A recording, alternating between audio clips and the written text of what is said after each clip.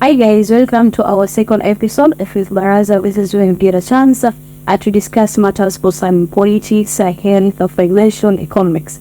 And today siko peke yangu niko na wenzangu tiza what can haste. And these are people who are in one way or the other wanahitajika katika jamii. But first kabla siniendelea, I will give them chance kila mtu anieleze yeye ni nani na anajishughulisha nini. Atusema ladies first, right? Men before. Acha tuanze sasa.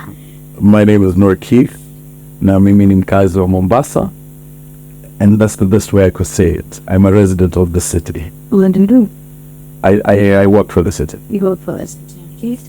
Yeah, my name is Diana Wambui. I am a journalist. And also I work with an organization in Mombasa called Mombasa Resident, where we advocate for a healthy lifestyle through walking. Okay, my name is Ibrahim Abdulkadir. I am a civil engineer by profession. I work for both the community and the people. Okay, today we're talking about youth revolution against bad governance and corruption. But kabla today no for mine. Have you seen what I saw? However, I haven't done that. There is a governor somewhere who bought Peter soda. 1 million. Mimi ndio na kila mtu anio. Never saw I think Chanio. What's your take on that? Just in another class. I'd rather finish. Let's go first. I was there and I'm buying 1 crate of soda worth 1 million. The company get a soda from you.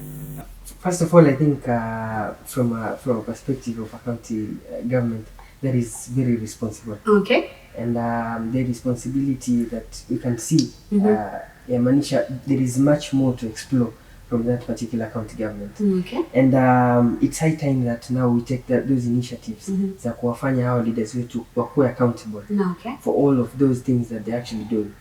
Okay. In a positive way, of course. In positive way.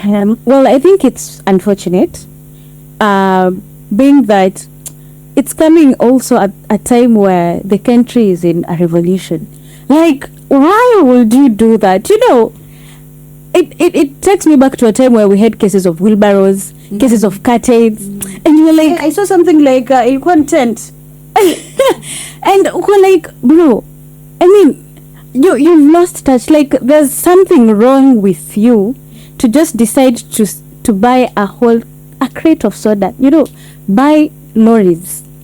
It's understandable. You know, tuambie ulibai malori kadhaa. Maybe tutaanza sasa ku-research okay, how many lorries can account to this amount of money. But when you say a crate, we just feel like unatudanganya, unatubeba ujinga, and it's because we've always forgiven them time and time again. Tunapatia second chance. Tunasema yeah, it dies. You know, they bring the story comes out, we condemn it, it dies. No one is held accountable. We don't uphold them. We don't say, okay, sawa, umefanya hivi na hivi na hivi, explain how it got here, and if you don't find this making sense, you're going to pay for it. We don't reach to that point. And that's why we find these ridiculous things happening. Even at the time, in the middle of a revolution, we're still getting these things. That means that these people do not regard us as people who have brains that are working, that they can do anything, and we're just going to let them go away with it. I just feel like there's just no sense of accountability whatsoever.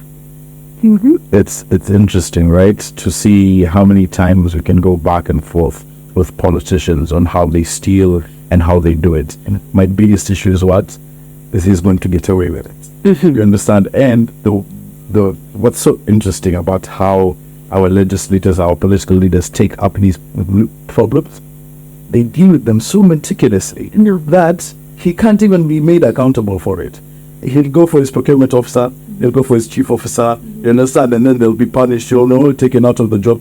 But those will end up being pay cuts for them, you know, you know. So it's just, it's painful to see it happening and happening again. From Nigerian, she won because she's a thief. You understand? The facade that we have as Kenyan youth as we're growing up is like, how are you stealing? Are you stealing better? It's become something that we've so become accustomed to, that you can have someone like Kamlesh Patni sat on Al Jazeera and told us how he fully controlled this government. And the first comment on that YouTube video, Ujamani Mjanja. You understand? So it's like we're not even seeing it as something that's enraging us, but rather, oh, so if I get there, me not be my queen. Yeah, it's like you're learning from them. He's your mentor. We're inspired to become a thief. You understand? The hype behind someone like Sonko comes from what? That's a thug, but we love it. We love it. We sit there and like, oh shit. Yeah, it's normalized. Any sikichwa kushtua sahi. Something inawezekana. Tukaeka na wizi after that. Wizi inawezekana. Halalisha sasa. Yeah, I mean, for me, I'd rather we find a way to tax corruption. Lakini tutakutax. Tukikushika, tutakutax. That's the only way. But because of stuff like 1 million shilling, Coca-Cola. Imagine. Yes, na tent, sijui tent nisema ni pesa ngapi hapo. Tent ile sema kuna discrepancy. Kitu hapo ni auto tenda kukojoa. Sijui wanachubebadi, lakini unajua idena mimi nilikuwa nasema lakini huyo mtu alikaa kabisa kwa ofisi akachukua ile moja akanunua soda. Kwa hiyo watu Isiolo sasa Isiolo wanaonaje? So that guys live here in this county government that's in the urban. Once you go out to NP, that is the least of the concern. The fact that you can find even that 1 million shillings that is used for something to drink, and you go and see the state of those counties, Harawat, this is so bad. It is so bad. It's not even the stealing, but the appropriation of funds to that thing. Why? What mean? Mom was in the Exactly. Because also you can find a bigger project that you can decide this is where we're going to say the money went. But you're finding a very stupid project like who can't buy themselves a crate of soda? It's not even about a bigger project. It's about how impactful that project has been to those people. Yeah, and what's actually painful is that people have been doing this. It's like a tradition now. Kila mwenye ambaye ataingia anashindana na mwenzake na wewe ndio kula nini hata amenota. Huyu basi atavuka. If you ever see in my opinion, if you ever see a politician, leap for corruption, it's because those channels and lines that got him there wamejam na yeye kama hakukata vizuri. You understand? But they never expose you for a 1 million crate and less in your own. Which any person were enraged, he's not going anywhere, he's laughing about it, he's going to pay it off, and then they tell him, so popo yipe mwanza mbona nipasas. And life will go on. That's like unafanya makosa unaangalia usipanishi ndoto kule nyuma alafu amde kuomba msamaha right so that is what they do. Yeah, because it's absurd. Moving on and let me start with what it is to poor governance in Kenya. What leads to poor governance? I'd like to start with what is good governance so that we can know what is poor governance. Good governance is absence of corruption. Good governance is having effective policies. Good governance is having the rule of law effective, So meaning, if that is what good governance is, and all these things should work to the well-being of the citizen. So if we have corruption, if people are stealing the public resources, then that means that is poor governance. If people are not implementing policies when inatakikana, then that is poor governance. If people are not being accountable, then that is poor governance. So I'd sum it up to anything that is not working for the well-being of the citizen, that is poor governance. Yeah. So Ibrahim, I'd like you to pengine, how does a corrupt government affect the liquids of a country?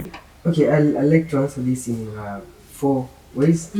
And I'd like to start with the economic impact that it can cause. Through corruption and this bad governance, it can lead to economic consequences. And this has been illustrated before. Just these scandals that we've just been mentioning. Kulikuwa hata na zingine like kama NYS, the scandals. No, those are programs that were meant for youth empowerment programs. And then now you get to a chance whereby hawa vijana, they're not getting empowered because of scandals ambazo zimefanywa na watu wengine. Self-interest, basically. And another thing is a political impact that it can cause. Actually, in political impact, it can cause a political instability in a region because wale donors ama wale the investors will not like to invest in a place ambao kuna political instability. So we are losing all that in the pretense of bad governance. And another thing is a social impact that it can cause. Social impact is now whereby there's increase in that economic gap between the rich and the poor, where the rich now continue getting rich through whatever means that they're using, and the poor keep getting poorer. And basically, the constitution is very clear. Every person, like, let me give you an example of a certain article that clearly states that every person is entitled to the highest quality service of health. So now you get an opportunity where someone is even deprived of these healthcare services that someone is entitled to get. And another thing now is what there's this fourth thing that is development impact that it can cause. Sometimes we get to a point now, all these corruptions and bad governance can lead to reduced or minimum development impact to the societies, to the communities that are out there. And this is very visible. This is very visible, both from the county governments to the national government level. Okay, thank you so much. I know that for the last at least several 2 months, county the country situation. I know it has been happening. We've witnessed you be killed at possibly a maandamano, people affected for their rights. My question is, do you think it was a good idea for the president to dissolve all his cabinets? Why? And what should he do next? I feel like there's a massive disconnect between State House in particular and the rest of the culture. We commended his firing of his cabinet, but I would like to go more intricate into how he did that. He stood in front of the Kenyan people and said how they had done so well, but guess what? I'm firing them. How are we supposed to comprehend that? Anybody else who did not see the action and saw like the gist of what he was trying to do, it's questionable. We never asked him to fire his cabinet secretaries. You understand? It is the opulence that they were doing. He was not meticulous about it. We only knew that there were that many cabinet secretaries the day he fired them. We only know of 6. Why? Because they were opulent. Why didn't he deal with them specifically? Because they're his friends. You understand? So in State House kuna mkorogano ambao haijapatiana mwelekeo kuonesha kuwa the president is actually listening to us. I believe fully everything that he is doing is a facade for the West. He's trying to show that he's doing good governance and he's listening to the people, but he isn't. Every single day they are back again on the streets. Why? It means something is not working well. He could have fired Boynet.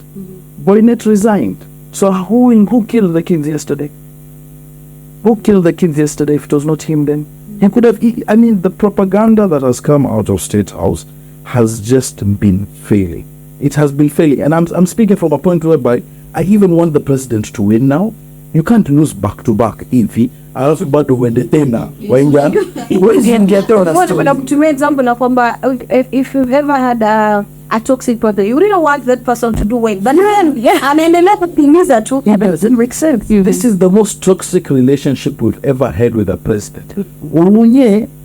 Was even maybe in how he did his things, maybe even a bit worse. But he knew how to play with us. He knew how to deal with the youth and the generation. And he knew it was a ticking time bomb. So, what is the president supposed to do? Get in touch with the people. What that in touchness that he's thinking that it is a conversational thing, no. Just understand where we're coming from. We're at an opportunity now whereby we have one of the best constitutions on planet Earth. It is one of the brandest, newest as well. So it's like bulletproof. The people are asking for it to implement it. That is all. Vipi? So tunasema kuna gap ambayo haelewi chenye ambacho wananchi wanataka. Yes. Ana wananchi hawataki kusikiza chenye yeye ambacho. Of course, sababu yeye ni mhudumu, he is a worker for the people. You listen to your boss. Yes. Your boss na boss na wananchi. Boss ni wana, we've gone for 60 years without the monarchy being in control of the government. What they did not realize by implementing the 2010 constitution was giving us back our rights. That's what's happened. And now this is what is good. The calculative thing that is happening now is us understanding that, we have rights and we can stand for them and they will adhere to what we're asking them to. Kisha we tell you to do that and then you say no, I'm going to fire my cabinet. Brother. Nani alikuambia ufanye hivyo? Sasa wewe utataka tupambane na mawaziri wako kwa street. How? Why would he sacrifice them? It doesn't make sense, and you'll see that it is a problem, and we'll come back to this conversation. He'll try and re-employ some of them. Tutajua na mwana mwingine anacheza CS wote CS moja. So now what is he trying to tell us? That his entire government was incompetent? But guess what? This is all surface level information. The actual truth is what? Our president is a micromanager. He's a micromanager. When he stood in front of the people and he's saying, we did. Why would you fire the people who did it for you? Because you did. You understand? I did all of that. They didn't do anything. They didn't advise me to do anything. So all of I did is good. All they did is bad. How does that happen after 2 years of them working for you? Then one of them even has the audacity to say, I'd rather die than retire. I shall go retire. You understand? Like the disconnect for me is so painful. You can't have done that. We applauded you because of our own ignorance and civic education. Until 2 days ago, people didn't even realize they had not gazetted it. Yes, that's what happened last night. Yeah. Ingekuwa tumenyamaza mwanzo, imekuwa tuko chini ya maji. Ingekuwa hivyo. Usanipata, a lot of governments just ni hivyo, tulia, leo tutaambia hivi kesho. We're tulia. Shida ni wote. Bora tuambie. Now, see, now, the president should have done actually one thing, and it would have changed this whole game. And what is that? Says for it. Oh, apologize. That was all. Is it that easy? So, those are words. But I care what you guys feel about it. You get what I mean? Doesn't reduce my strength. It doesn't. And how much would it have minimized the problem of the Gen Zs? Was a tension. By saying, yesterday there was a lot of problems, and I'm so sorry for the mismanagement. Burnett is going, Kindiki is going. He could have fired how many people? And today he would have been on top. He would have been on top. People that were disconnected, really. We were disconnected, we were all into freedom to find anything. It's insistent saying to me, it's actually crazy. Okay, thank you so much. And I think just to add on that, it just goes back to accountability. Just, hold yourself accountable for the actions that are happening. Sawa, ilitokea, and now give us a way forward.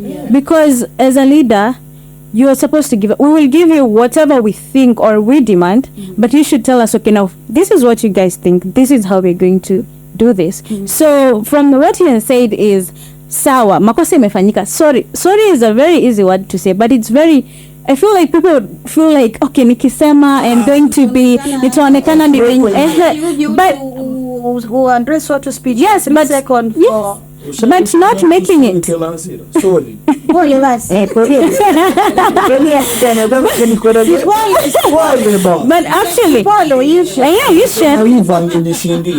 but actually, not saying it makes you weaker. Yes. Because you're trying to fight. You're trying to fight. And who are you trying to fight? A citizen. You're in power. You have the power. But you have all the power, but you're actually fighting the people who don't have the power.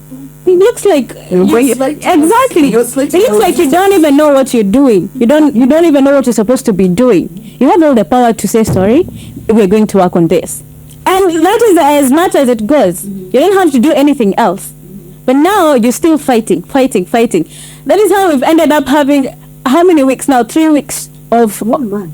Yes. 3 to 4 weeks, the 4th week of demonstration, and it's not even ending here. People are still going to get to the streets because every day there are new cases. Children now are being killed and abducted.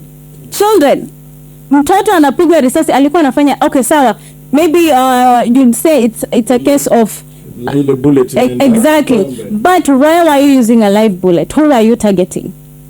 A peaceful Protestant. And it ended up hitting a kid. So what are you coming to tell us at the end of the day? And this is something that would have been avoided from the word go. And the words of the president is alive, right? Yeah. Madness. Absolutely. That's light our existence. But mtu anasema bengi ya Kenya sasa unamka tu breaking news na kukasirisha na kama mtu kulala. Kila ukiamka asubuhi unaamka na makasiriko, unaamka makasiriko vibaya sana. People understand to support us now. Yeah. But there's even a meme of Atini Kingia Twitter, alafu you boil the You're on heat the whole day. Kinada alisema unaamka unaingia Instagram unakasiria kidogo, sema ngoja niingie Twitter. Ukiingia Twitter unakasirika zaidi. Unarudi TikTok, kumbe mtu unakuta na video mtu jana alishutiwa.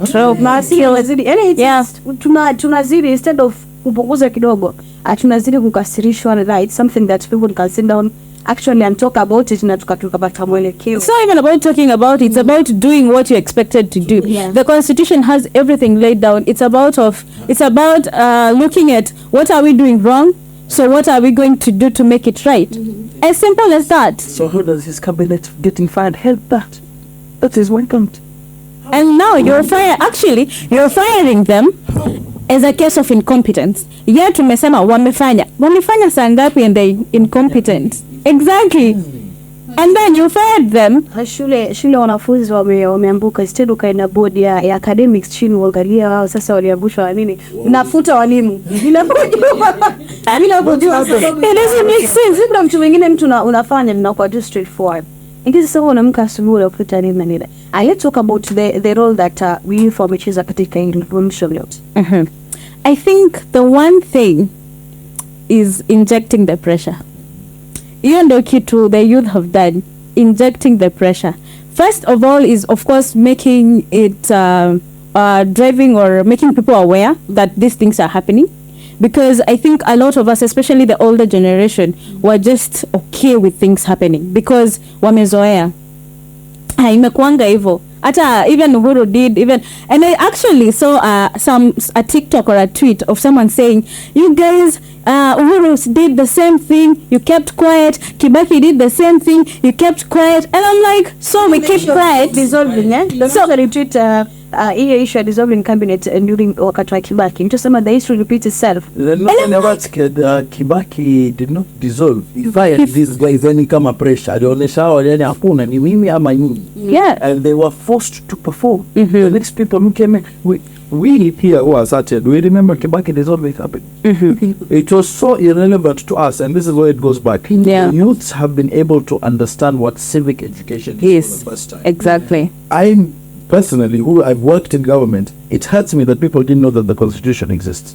It hurts me to know that even here, I know there's people who not open that book. You understand? Yeah. Yeah. From page 1. Yeah, exactly. Utasema hawa jamaa watuko ni hivi. Yani, until we realize that it means something to us. So what did the youth do? They made us aware. They made people out here. This for me, out of everything, it could be a revolution, it could be getting bad governance back. But the thing we have gotten as Kenyans is the highest form of civic education ever. Yeah. We know we can't go to jail if we always harassing, but what has it taken? It has taken the lives to be together, and people have to die. Yeah. What we're learning it the hardest way, and I understand there have been revolutions around the world. Arab Revolution, the Arab Spring, yeah, and that's a great example. More than 1 million dead. To this day, they've not gotten any stability of their own or anything, because there was no civic education. Those guys got to a point where they were so pissed with the government, they didn't care what happened next. Here the youth are asking for their laws just to be made. Yeah. You know, also the government has disconnected from. They don't know that these guys just want that. You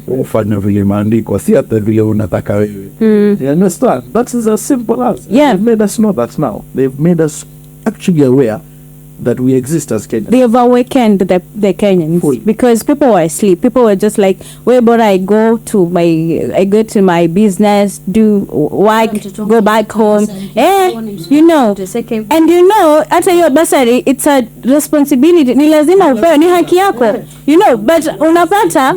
Actually said with these bursaries and these things that they usually use that as campaign tools. Is that, you know, we elect these people to go to like fight for those things for us. So it's a favor they're doing for us. You're supposed to do exactly that.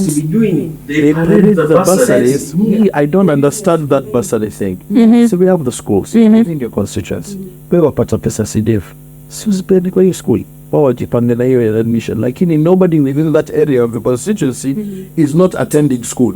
Why are we giving them money to go pay for the school fees? Why should we be felt to be belittled? Like we have to be given what is rightfully ours. You understand? Why is the schools free? That is the whole idea. Lakini ukoni wao yani ya kupendukia. Even me I applaud it sometimes because it's like you see something like ndo pale kwa mbili. Ona pale Kairambe ndo alafu usiate. The same thing that was building is not burning. Yeah, but just to wrap up on that, we were just talking about, no, we were just putting up thoughts about the awareness that the youth have brought, and it is amazing to see that even someone like Mike Moshiri actually brought this initiative of having the finance bill broken down to the common one. Ule mtu wa Kikuyu anaelewa what the finance bill is saying. Kimasai ni kama wazazi wetu wana exactly. Kimasai the same thing. The previous generation, if you tell them that kesho nenda pambana na kitu serikali atakwambia wewe wenda kuna hata CID ni doesn't make sense. I should break alafu kidogo tu tunafanya kidogo, lakini we like kama 3 to 5 minutes in.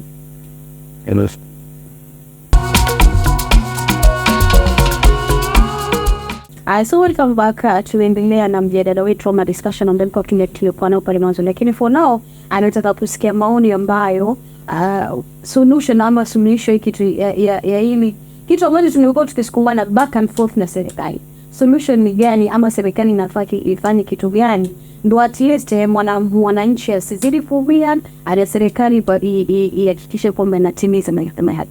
Okay. I think I can start with that, and then to start with the civil education first of all.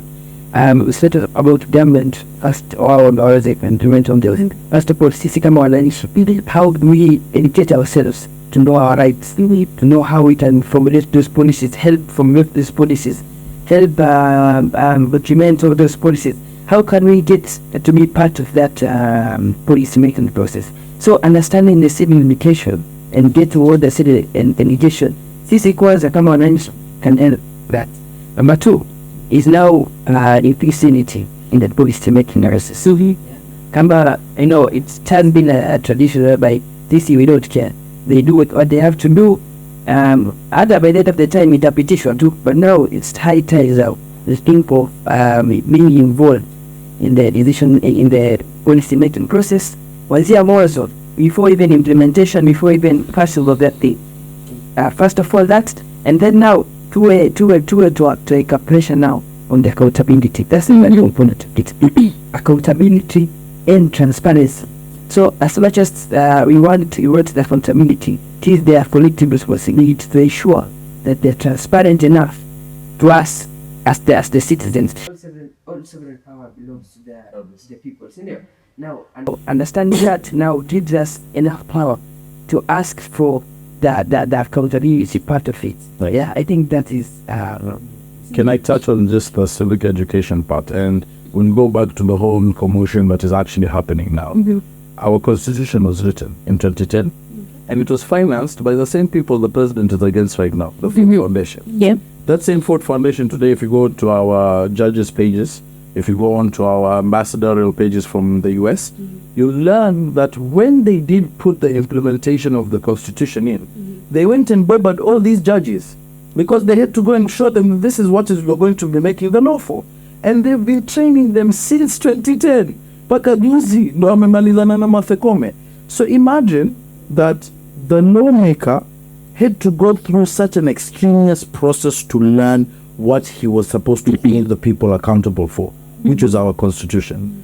So why and then wouldn't civic education within the people or even the government, we've introduced something new. Nobody came to our homes and told us, man, kuna sheria mpya. Raila Odinga alizunguka akasema within the new constitution, tukasema Katiba, yes. Yes, katiba, yes, tukaangalia nyuma, but we didn't even understand the fundamentals of that constitution. You have Americans who know they have a right to have a gun. They don't know anything else. They know bunduki. Second Amendment, they call that bunduki mean. Does anybody know here there's a law that is just this? tumeshikilia ile number one. All sovereign power belongs to the na sasa ndo tuna inshallah. And as we go on, we're going to have better civic education. It is a perfect way forward, and it's the baseline. We have to know in order to do. Yep.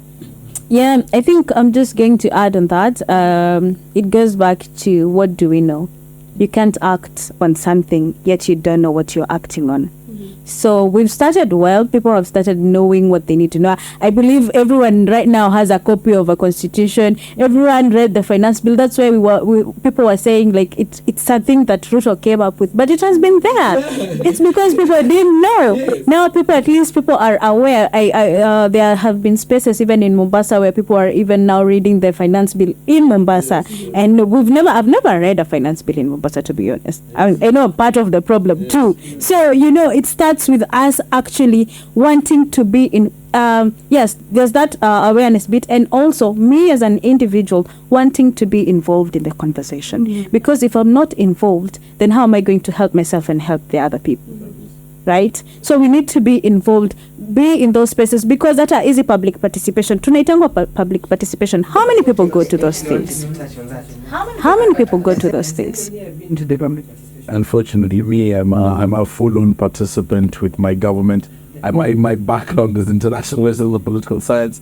I love public participation because, especially in Mombasa, we have a very small community. You understand?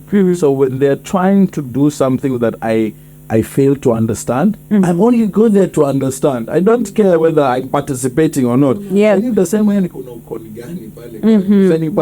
And what they do, that's why I'm saying it's very hard to hold these corrupt people accountable. Yeah. The paperwork is on point. They have everything. It's a public participation. Ziko na watu walisai shilingi 200 tu. Wende unakula 200 yako, maisha inaendelea. This is actually true. And then now there is that the other component to it. You find in scenarios like who was that counted CIDP. Yeah. How is it? Yeah, items there. That was him. That was him. We mentioned that for public participation the other time. And where isn't it? Marcus saying, see, so hata ukiuliza hata kwa portal. Yeah. Why? The civic education and the public participation go hand in hand. Yeah. You have a civic education. Do we know what our public participation is supposed to do for us? What is the outcome after we've gone to listen? What the county governments, national governments have made it be is like there's no follow-up after that. You don't even know who you have to go to. You don't know who you have to go to. Yeah, that also totally that there is a big problem around this public participation. Yeah, I personally have problems with that. You know why? And make us go to there. So go and participate and public participation. I mean, go and participate properly. We made a lot of noises there. And then those things, recommendations that you give, move forward to the table. Yeah. On paper. What paper? Inco would you say? But that is a delay. And let me give you a practical example.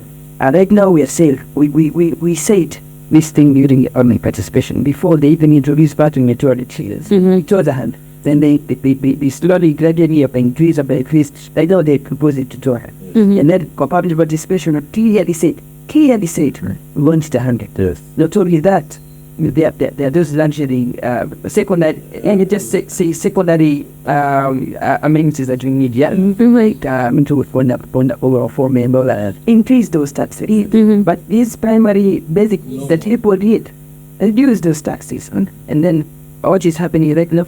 Are we seeing those things being put on paper? No. Ground. So we go back to civic education. You stood in line and voted for your MCA. There's the problem. Because once the public participation is over, this thing goes to go tables to now. I mean, from the front of the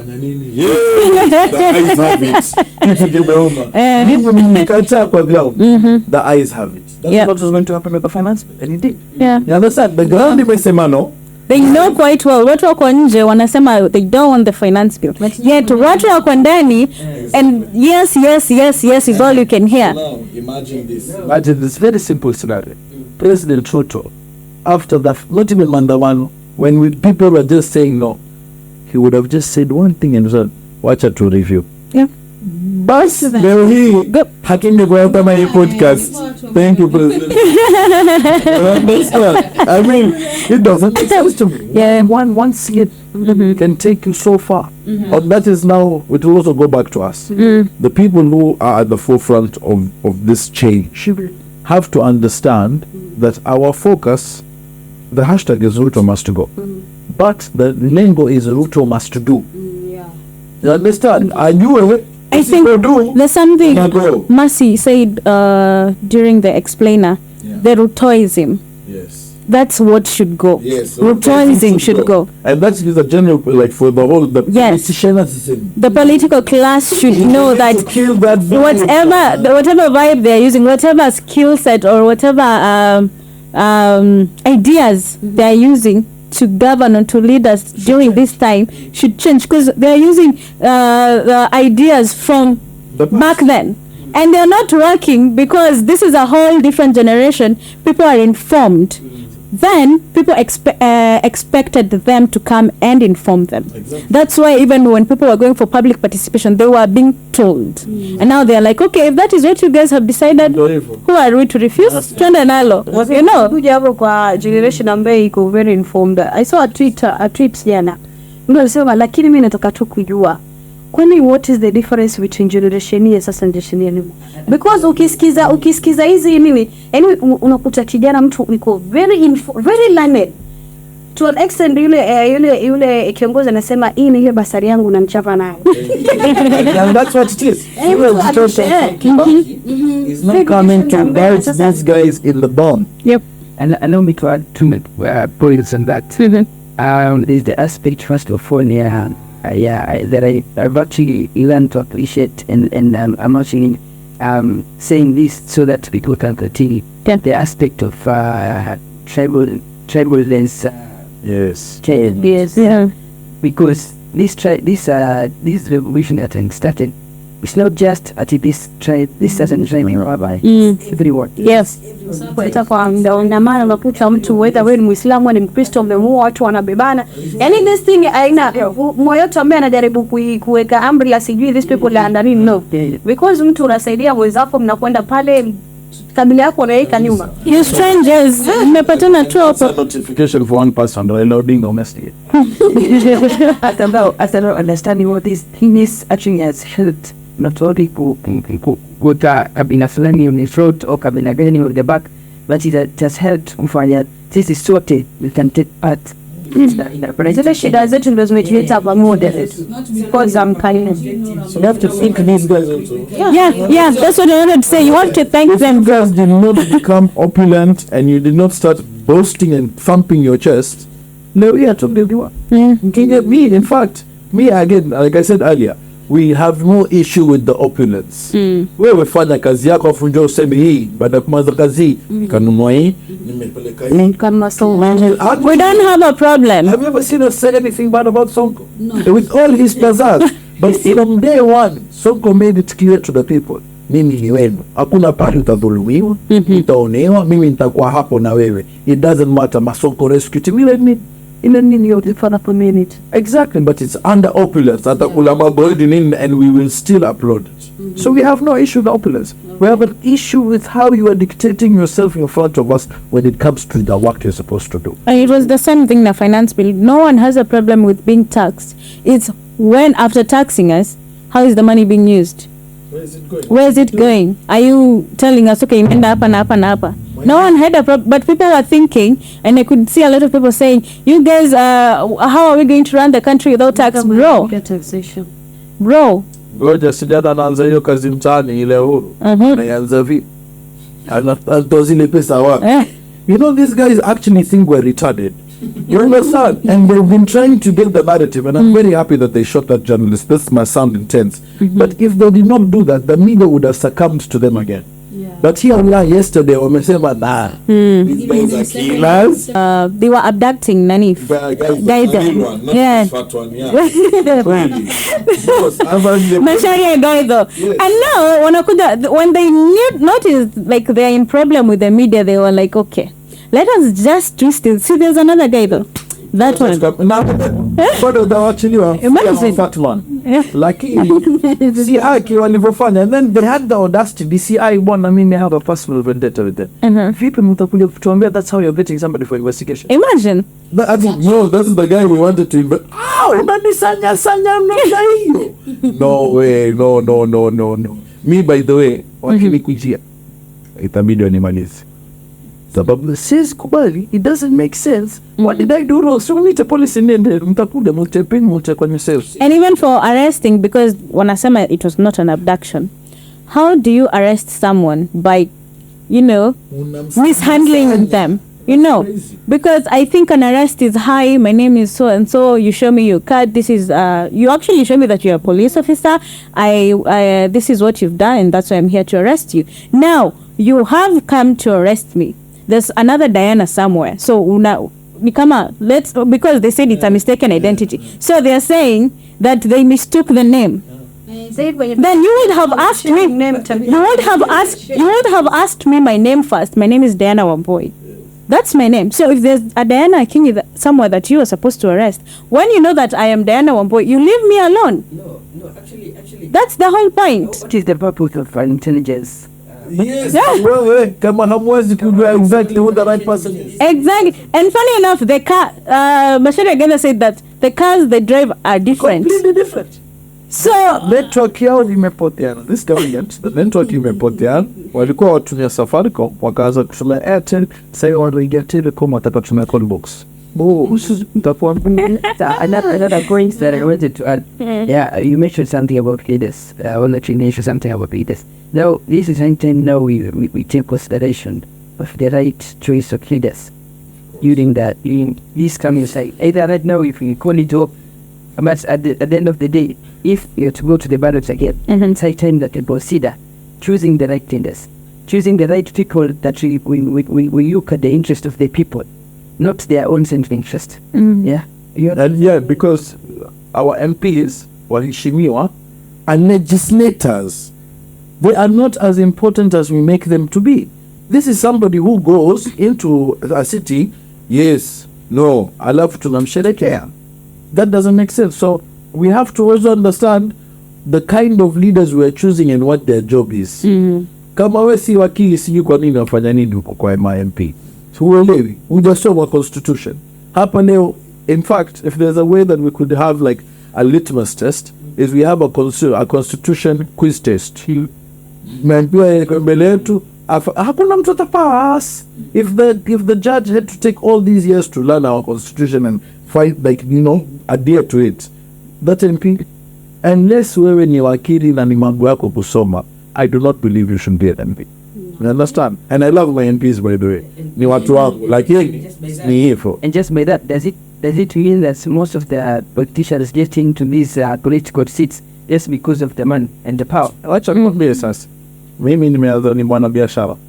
I've started working, and then all of a sudden KRA wanaanza kuniandama. And because of my own doing, me playing with the money and everything, I go to KRA say bwana sisi tutakuja kufunga upana kama 200 million deficit hapo. I'm shocked. I don't know what to do. I go see my lawyer. Not my lawyer tells me, you have to run for a seat. You have to become an MP. I have why? Sababu once you change your title to honorable, those problems go away. Sasa yaweza kukuita wewe Noor njoo. Ni mheshimiwa bwana kwa tutapona kidogo. Kuna shida kidogo. Lakini kidogo tutapata solution aina. Another coffee somewhere. It's not. I close your offices within my constituency. I said that you're a bad person. So we have built a platform for thugs to become leaders. It's there. In fact, to the point that we look at the leader, and if you're not a thug,